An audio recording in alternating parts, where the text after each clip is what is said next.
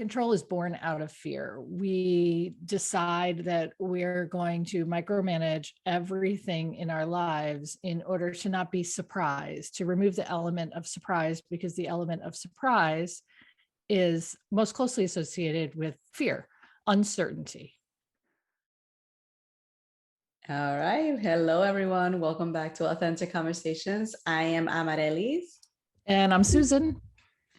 Susan, am I dark? Yeah, a little bit, I but am. I was being a little lazy today about putting on the light. that's okay. Sometimes we need to be in the darkness. Okay. Well, what are we talking about today, Susan? So we're going to talk about control versus surrender.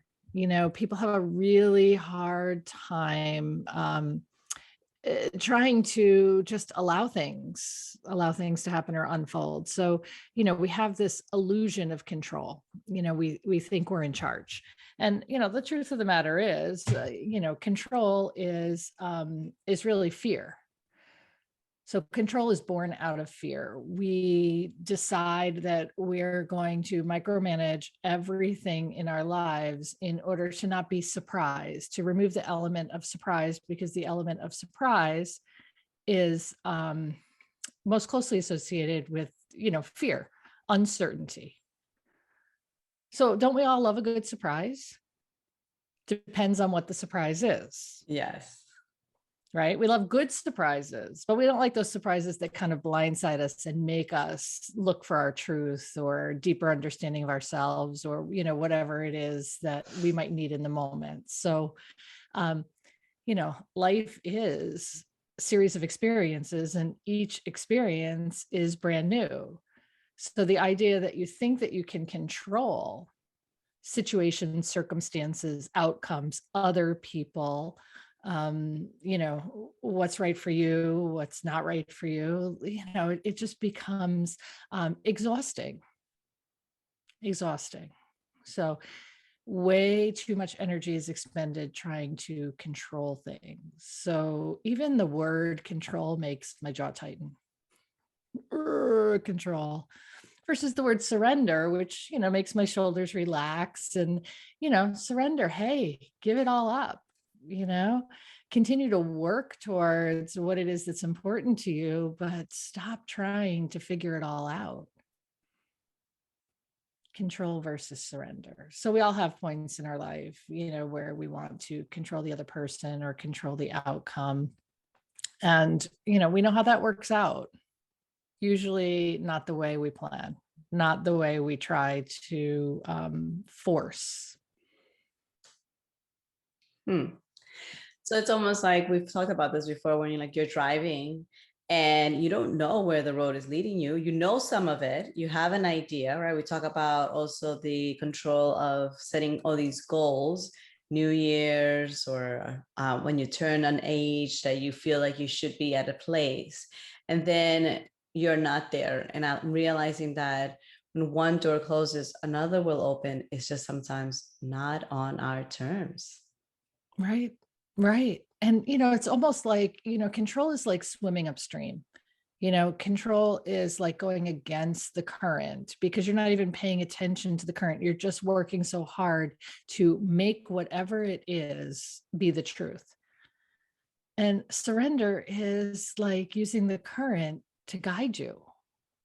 So which would you rather be, physically, emotionally, spiritually, whatever, exhausted or bankrupt, but be forcefully in your predictions, swimming upstream, swimming against the current? Or would you prefer your life to be, one of meandering and absorbing and allowing and noticing and just really kind of being in that flow, in that flow of your own life? Okay, so if I want to be on that flow of my life, if I want to stop controlling something, what is the first step that you would tell your clients and our audience? Well, I think it really is about inner awareness, like noticing and recognizing who you really are and what's important to you, removing the external distractions for just that moment.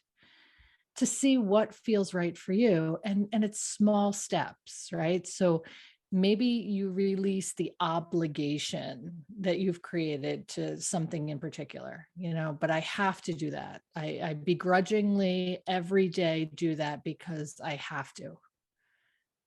I'm not talking about quitting your job. I mean, maybe that is right, but I'm talking about, the thing that you have to do, that you tell yourself that you have to do, that you really don't have to do. So it's like, releasing one thing a day or releasing one thing a week. Like, start in one small aspect of your life, surrendering,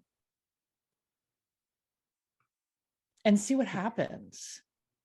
And see if that aspect of your life doesn't set the example for the rest of your life. So let's see, can we come up with an example of that?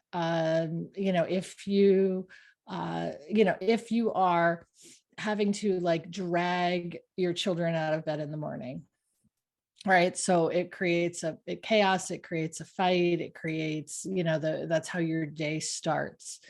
Let's start practicing with just, setting multiple alarms across the room where, the child is going to have to gain some autonomy. And you're just going to allow that to happen. And then when you don't feel like you have to micromanage that, then maybe there are other things, other obligations that you can release. Okay. I mean, I see where you're going and I understand. It reminds me of a book of changing your habits. Is this also like small steps of changing our habits, because we become such of the habit of it has to be done at this time. Even for myself as a homeschooler, I've read, there's one podcast that I love, and she finally broke it down to me on the fact of, you don't say at what time you're going to brush your teeth.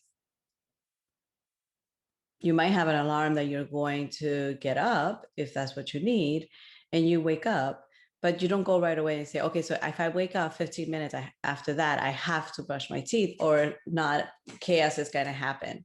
You sort of like go with the flow, the kids or whatever, the phone, and then you eventually get to brushing your teeth. So it's almost like, once she broke down with homeschooling, like, you don't have to have this rigid schedule that if reading doesn't happen at this time, and if the child is having a hard day, or someone calls and says, hey, there's this free event, let's go after lunch, that your world becomes like, you start stressing because you are in charge of this project that you've decided to teach your children at home.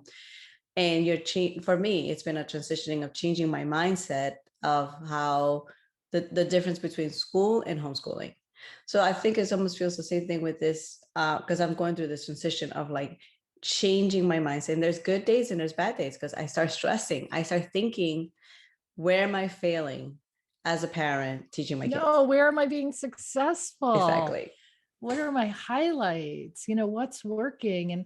And first of all, even comparing homeschool to regular schooling, like, both systems certainly have their weaknesses. I mean, in what real world? So kids are programmed in public school or education settings to switch gears every 30, 45 minutes, every hour, whatever it is, and do multiple things separately every day. What in real life, when does that happen?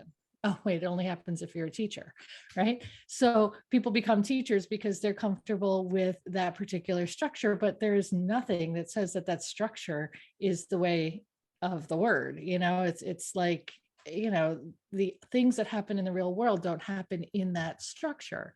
So going back to your point with homeschooling, yeah, you have teachable moments and you take advantage of the teachable moments throughout the day, and you don't shift gears if you're in the middle of something that's really working. Oh, no, wait, pause that. I know that you guys are having like this incredible moment, but it's time for math. But that's what we do.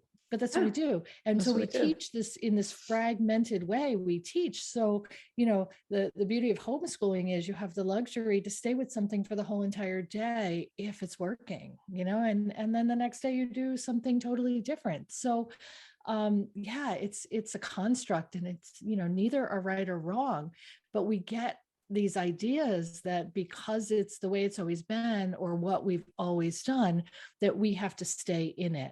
And I say we have to surrender some of that. We have to go with the flow, release that, stop fighting with yourself, that internal dialogue where, you're a failure if you don't.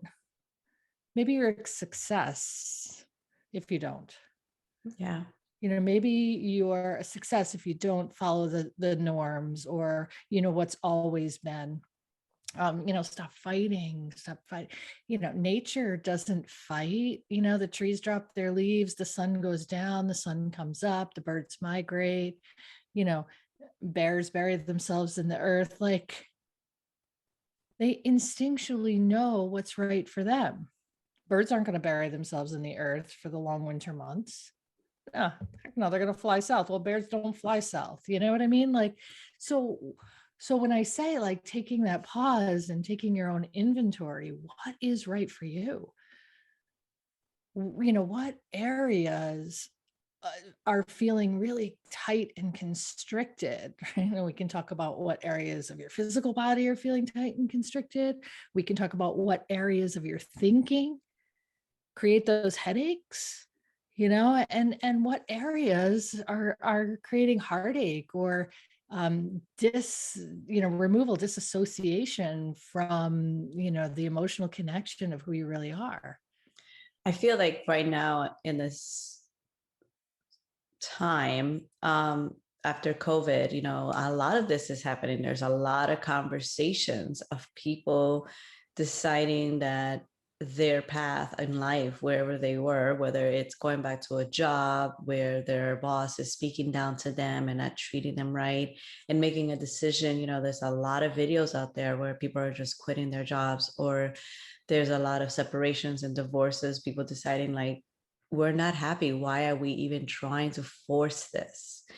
So it's a great time to have these conversations, to say it's okay to step back and look around and say, what can I delegate? It's almost like when you're a leader, right? Just because you're a good leader doesn't mean that you do everything.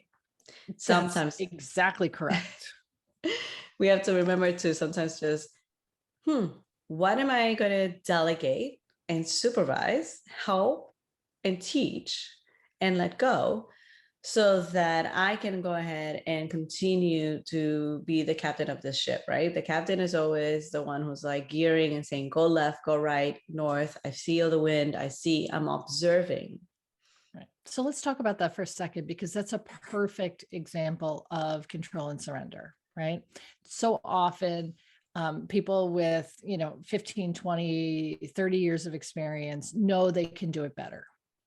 So they control it and they do it themselves.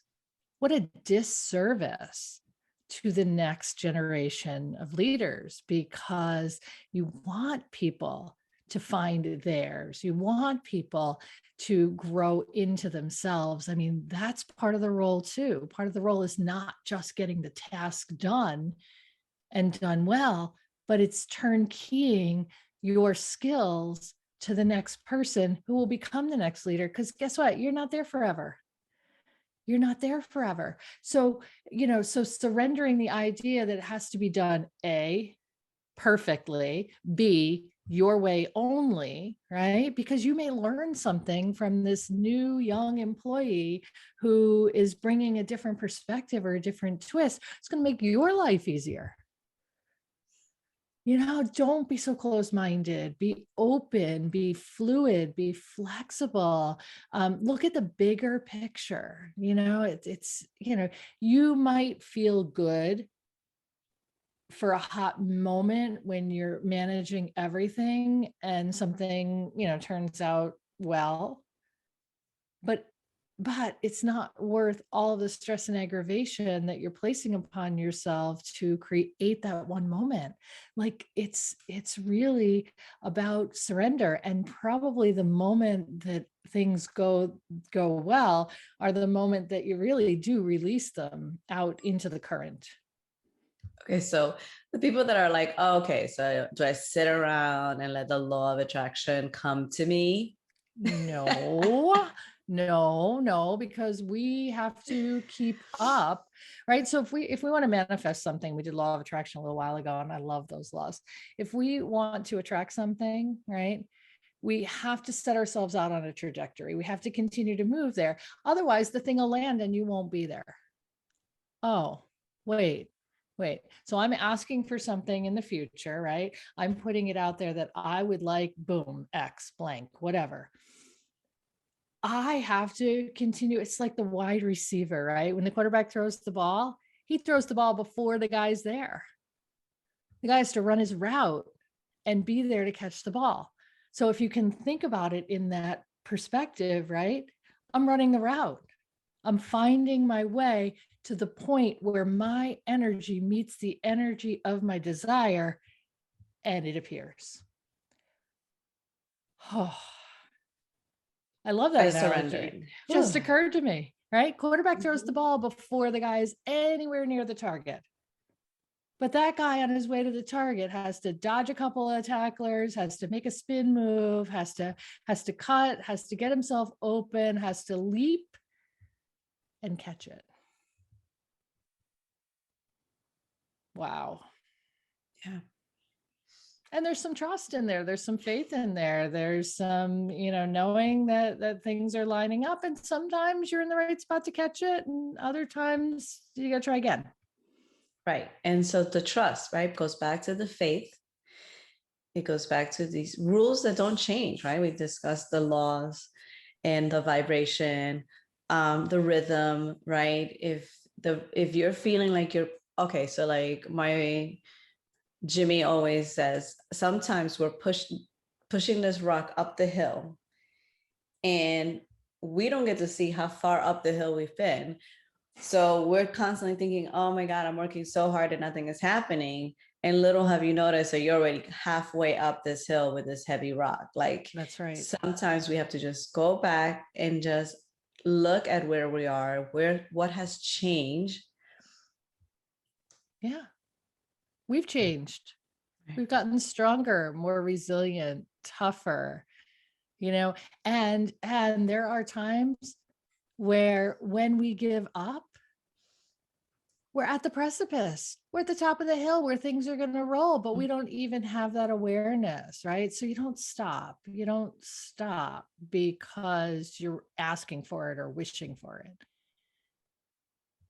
You continue to move in the direction. You never know what might show up. Something totally different might show up and send you in another direction. That's okay. That's okay. If your manifestation lands and it's no longer for you because you've changed so much, like I can remember asking for things and then they show up and I'm like, why would I have asked for that?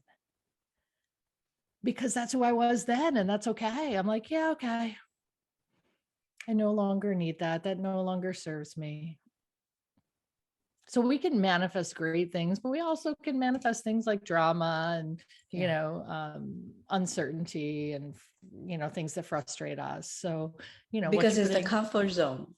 Yes. If that's what you're used to, and when things are getting easy, when you find the right partner and you're communicating and he or she is really nice and you're like, that's just too nice, how can somebody be this way, you kind of can be so easily to just change it or jeopardize it because you just feel so uncomfortable, instead of settling and being in that moment and saying, let this moment be. We call that sabotage. Yes, sabotage. Surrender versus sabotage. Let's go back to the fear, though, the fear of relinquishing control, right? Because that's very real. Right.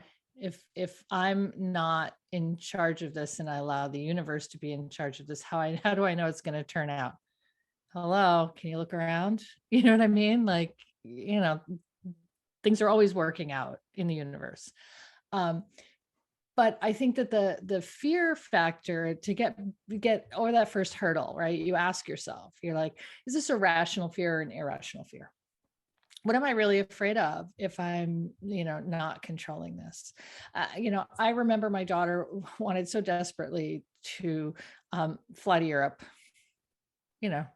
She's young, 17, 18, and I'm like, what if I let her go and something happens? My fear. I'll never forgive myself if I let her go and something happens to her, because that's on me. Then I said yes, and she doesn't come home, or the plane blows up, or all these things that we Right. create in our head.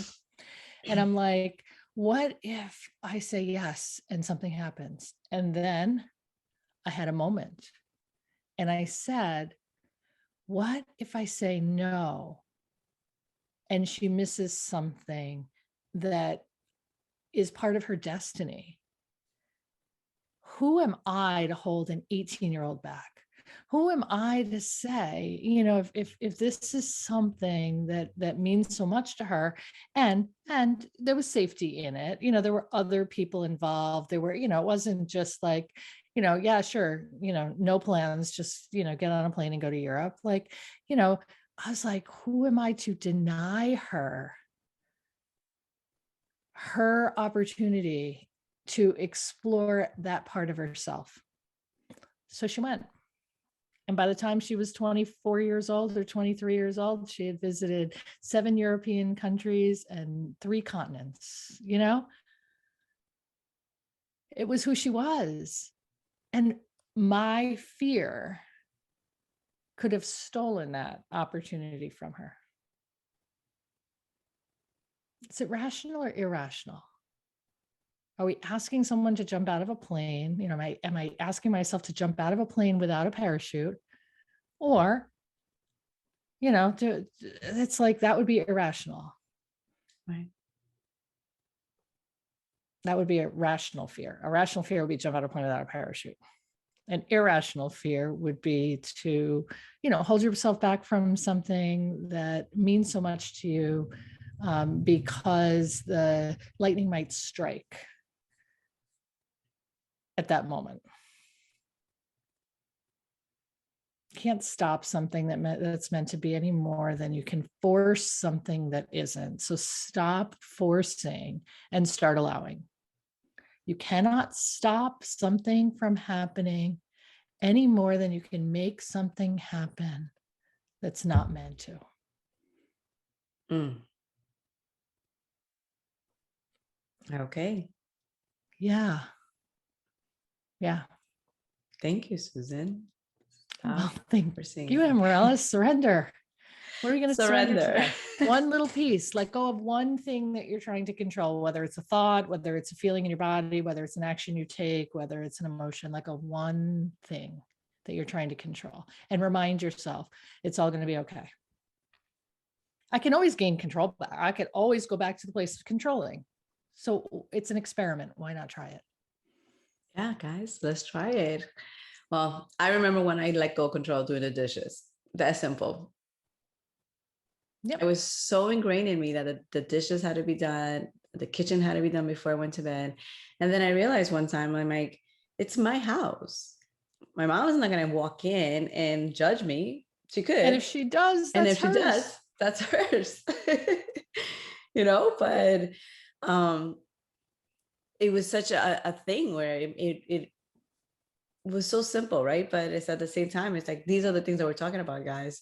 It's these little simple things. We're not even sometimes talking about such giant things in our lives, but just simple things as dishes, staying overnight, and going to bed because you're going to enjoy a movie with your family or your partner and be in that moment.